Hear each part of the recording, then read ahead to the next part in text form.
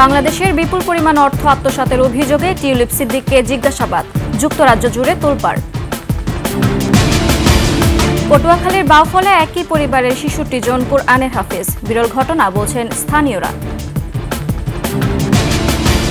শীতের তীব্রতায় জনজীবন ব্যাহত, বাড়ছে ঠান্ডাজনিত রোগ, চরম ভোগান্তিতে শিশুরা।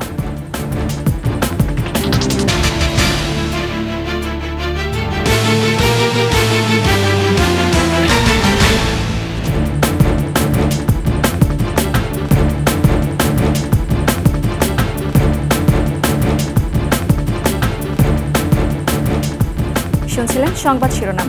আমন্ত্রণ সকালের ২১শে সংবাদে, সাথে আছে আমি সুরায়া শ্রাবন্তী। দর্শক, ২১শে টেলিভিশনের সংবাদ একসাথে সরাসরি দেখতে পাবেন আমাদের ফেসবুক পেজ www.facebook.com/2124 অনলাইনে। এছাড়া সাবস্ক্রাইব করতে পারেন www.youtube.com/@21 চ্যানেলে। বাংলাদেশের অবকাঠামো প্রকল্প থেকে বিপুল পরিমাণ অর্থ আত্মসাতের অভিযোগের ঘটনায় শেখ হাসিনার বোনের মেয়ে ও যুক্তরাজ্যের ক্ষমতাসীন লেবার পার্টির মিনিস্টার টিউলিপ সিদ্দিককে জিজ্ঞাসাবাদ করেছেন দেশটির কর্মকর্তারা। মূলত দেশটির মন্ত্রিপরিষদ অফিসের ন্যায় এবং নৈতিকতা দল তাকে জিজ্ঞাসাবাদ করে। এক প্রতিবেদনে এই তথ্য জানিয়েছে যুক্তরাজ্যের সংবাদপত্র সানডে টাইমস। ব্রিটিশ এই সংবাদ মাধ্যমটি বলছে, বাংলাদেশে একটি পারমাণবিক শক্তি প্রকল্প থেকে নিজের পরিবারকে প্রায় ৪ বিলিয়ন পাউন্ড আত্মসাৎ করতে সহায়তা করার অভিযোগে তাকে জিজ্ঞাসাবাদ করা হয়। টিউলিপ সিদ্দিক ব্রিটেনের ক্ষমতাসীন লেবার মন্ত্রিসভার সদস্য। তিনি economic secretary to the treasury and city minister হিসেবে দায়িত্ব পালন করছেন।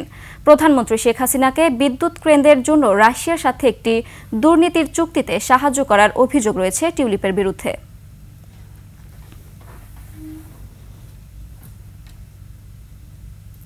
এদিকে টিউলিপ সিদ্দিকের বিরুদ্ধে দুর্নীতির অভিযোগ নিয়ে ব্রিটেনের বাংলাদেশি কমিউনিটিতে মিশ্র প্রতিক্রিয়া দেখা দিয়েছে। যুক্তরাজ্য বিএনপির নেতারা বলছেন, রূপপুর বিদ্যুৎ কেন্দ্রের সাথে টিউলিপ সহ পুরো পরিবার জড়িত। অন্যদিকে শেখ পরিবারকে হেনস্থার অভিযোগে আওয়ামী লীগের যুক্তরাজ্য থেকে শাহেদ শফিকের সহায়তায় মানিক শিকদারের রিপোর্ট। ৫ আগস্ট আওয়ামী লীগ সরকার পতনের পর শেখ হাসিনা সহ তার পরিবারের সদস্যদের বিরুদ্ধে দুর্নীতির অভিযোগ উঠতে থাকে। She has been allegedly accused of being involved in brokering a deal with Russia. এই অবস্থায় রূপপুর প্রকল্পে ঘুষ নেওয়ার অভিযোগ নিয়ে ব্রিটিশ গণমাধ্যম সহ বিভিন্ন গণমাধ্যমে খবর বেরিয়েছে। এ নিয়ে কয়েকদিন ধরে ব্রিটেনের বাংলাদেশি কমিউনিটিতে বিভিন্ন ধরনের সভা সমাবেশ ও সামাজিক অনুষ্ঠানে চলছে আলোচনা সমালোচনা। আমরা জোর দাবি জানাচ্ছি এই কমিউনিটির পক্ষ থেকে সে যেন অচিরেই পদত্যাগ করে রাজনৈতিক সম্মানকে ক্ষুণ্ণ করার জন্য একটি অপচেষ্টা বলে প্রতীয়মান হয়েছে। টিউলিপের দুর্নীতির এমন খবরে ব্রিটেনে বাংলাদেশিরা গ্রহণযোগ্যতা হারাচ্ছে, যা কমিউনিটির রাজনীতিবিদদের জন্য নেতিবাচক মনে করছেন প্রবাসীরা। এ বিষয়ে লেবার সরকার থেকে এখন পর্যন্ত স্পষ্ট কোনো মন্তব্য আসেনি। আমাদের ব্রিটিশ বাংলাদেশি কমিউনিটির জন্য অত্যন্ত বিব্রতকর, অত্যন্ত লজ্জাজনক।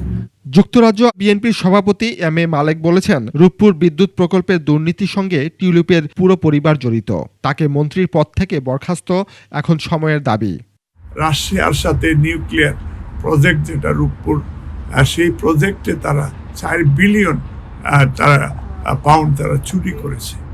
আমরা স্পেশালি এই তার রেজিগনেশন আমরা দাবি করছি। যুক্তরাজ্য আওয়ামী লীগ নেতা আতিয়া রসুল কিটন মনে করেন, শেখ পরিবারকে হেনস্থা করতেই এমন অভিযোগ তোলা হয়েছে। এটি সম্পূর্ণ ভিত্তিহীন এবং যে বর্তমান যে সরকার রয়েছে এটি অত্যন্ত সুকৌশলে এবং উদ্দেশ্যপ্রণোদিতভাবে করা হয়েছে। সুষ্ঠু তদন্ত করে যথাযথ আইনি পদক্ষেপের আহ্বান বাংলাদেশি কমিউনিটির।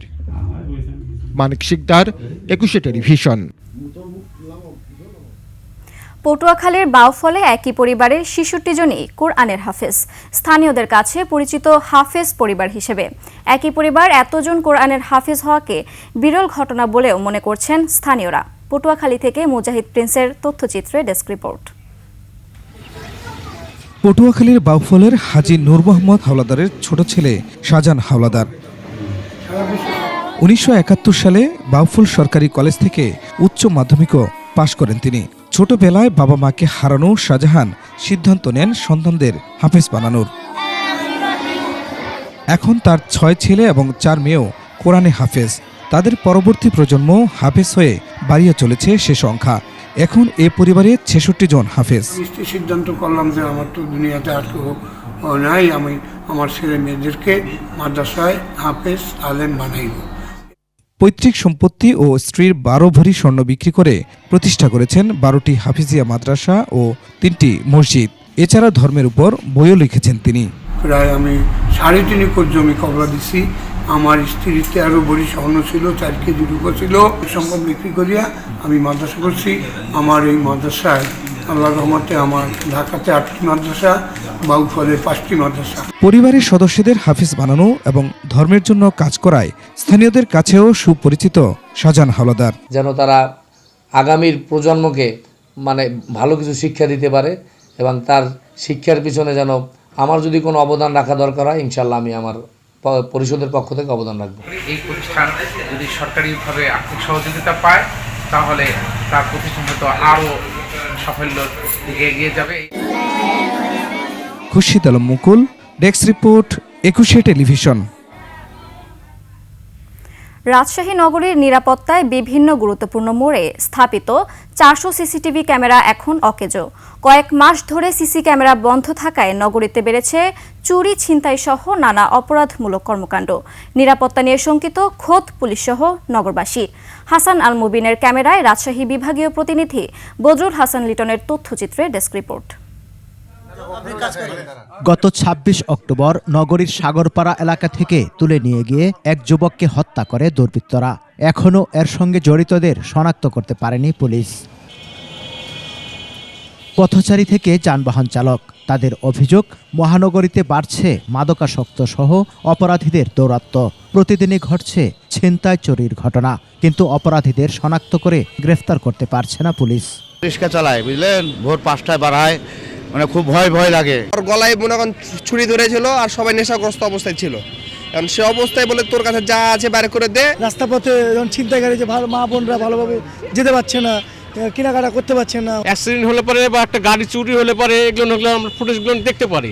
২০১৭ সালে সিসিটিভি ক্যামেরার আওতায় নিয়ে আসা হয় রাজশাহী মহানগরীকে। সিটি কর্পোরেশনের প্রকল্পের আওতায় পর্যায়ক্রমে স্থাপন করা হয় ৪০০ সিসিটিভি ক্যামেরা। ছাত্র জনতার আন্দোলনের সময় নগরীর সিসি ক্যামেরাগুলো ভেঙে ফেলা হয়, পুড়িয়ে দেয়া হয় আরএমপির সাইবার ক্রাইম ইউনিটের কন্ট্রোল রুম। তবে তা আর মেরামত করা হয়নি। দীর্ঘদিন সিসি ক্যামেরা অকেজো থাকায় আতঙ্ক বেড়েছে নগরবাসীর মধ্যে। চুরি ডাকাতি সবকিছু বাড়ছে, সেই হিসাবে আমাদের সিসি ক্যামেরাটা অবশ্যই প্রয়োজন। এখন কিন্তু মানুষের মধ্যে আতঙ্ক। যথাযথ কর্তৃপক্ষের কাছে অনুরোধ করব যেন সিটি কর্পোরেশন এলাকায় বা মেট্রোপলিটন এলাকায় অতি দ্রুত সিসি ক্যামেরার আওতাভুক্ত করা হয়। নগরীতে ৫০০ সিসি ক্যামেরা পুনঃস্থাপনের চাহিদা দিয়ে সিটি কর্পোরেশনকে চিঠি দিয়েছে পুলিশ। ৪০০ থেকে ৫০০ ক্যামেরা লাগবে, আমরা আমাদের এস্টিমেট করা আছে, যোগাযোগ রাখতেছি। যদি ওনারা যদি সিসি ক্যামেরাগুলো দেওয়া যায় তাহলে এটা আমাদের একদিকে আইন শৃঙ্খলা নিয়ন্ত্রণের কাজে লাগবে, আর আমাদের ট্রাফিক নিয়ন্ত্রণে কিন্তু এই ক্যামেরাগুলো কাজে লাগবে। পর্যাপ্ত বাজেটের অভাবে সিটি কর্পোরেশন কোনো সিদ্ধান্ত না নেয়ায় অনিশ্চিত হয়ে পড়েছে সিসি ক্যামেরা স্থাপন। সমর ইসলাম, ডেস্ক রিপোর্ট, ২১শে টেলিভিশন। শীতের তীব্রতায় জুবুথুবু জনজীবন, বাড়ছে ডায়রিয়ার প্রকোপ, বেশি আক্রান্ত হচ্ছে শিশুরা। এ অবস্থায় ভোগান্তিতে পড়েছে নিম্ন আয়ের মানুষ। অন্যদিকে গরম কাপড়ের দোকানে বেড়েছে বেচাকেনা। ঘন কুয়াশার কারণে রাতে ও সকালে যানবাহন চলাচল ব্যাহত হচ্ছে। শীতজনিত কারণে ডায়রিয়া রোগীর চাপ বেড়েছে কয়েক গুণ। অধিকাংশ শিশু ভুগছে ডায়রিয়া সহ নানা রোগে। হাসপাতালে রোগীর অনুপাতে শয্যা না থাকায় চরম ভোগান্তির শিকার হচ্ছেন রোগী ও স্বজনরা। ফলে চিকিৎসা দিতে হিমশিম খাচ্ছেন নার্স ও চিকিৎসকরাও।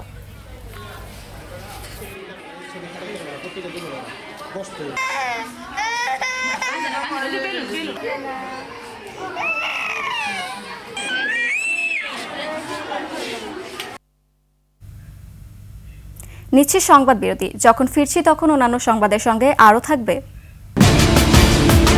রাশিয়ার ড্রোন হামলায় প্রতিক্রিয়া, ইউক্রেনে আরও ধ্বংসযজ্ঞ চালানোর হুমকি দিলেন পুতিন। আবার আমন্ত্রণ সকালের ২১শে সংবাদে।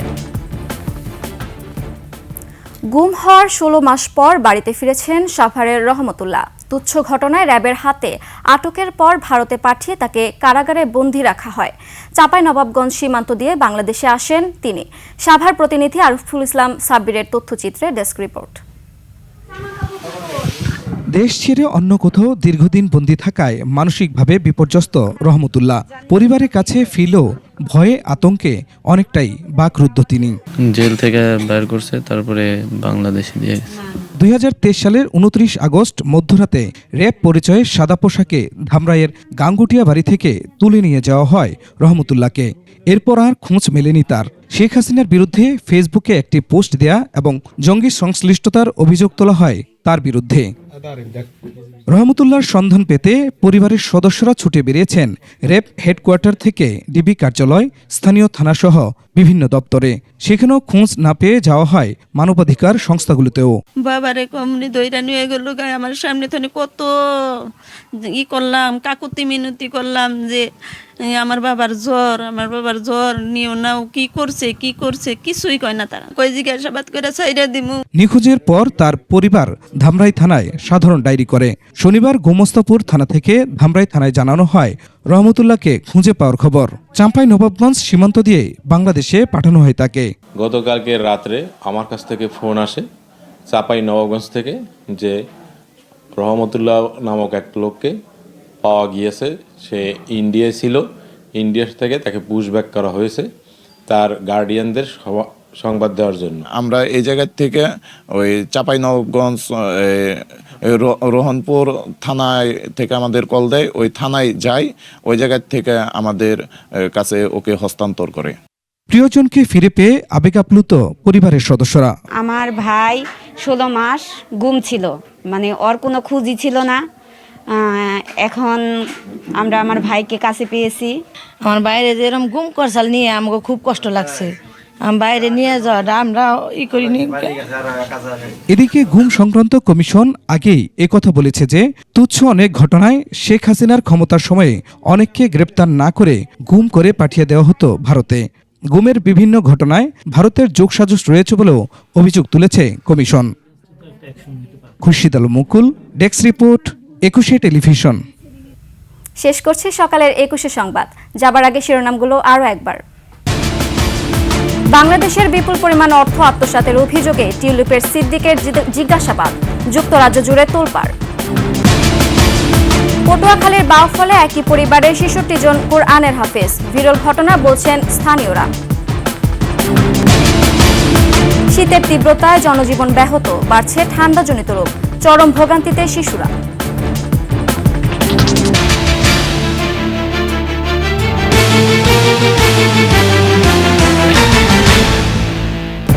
সর্বশেষ সংবাদ জানতে ডায়াল করুন 2021 নম্বরে আর ভিজিট করুন 21-tv.com ওয়েবসাইটে। ফেসবুকে ভিজিট করতে পারেন www.facebook.com/2124 অনলাইনে। এছাড়া সাবস্ক্রাইব করতে পারেন www.youtube.com/21etv চ্যানেলে। এতক্ষণ সঙ্গে থাকার জন্য ধন্যবাদ। পরবর্তী সংবাদ সকাল 9টায় দেখার আমন্ত্রণ রইল। 21 সাথেই থাকুন।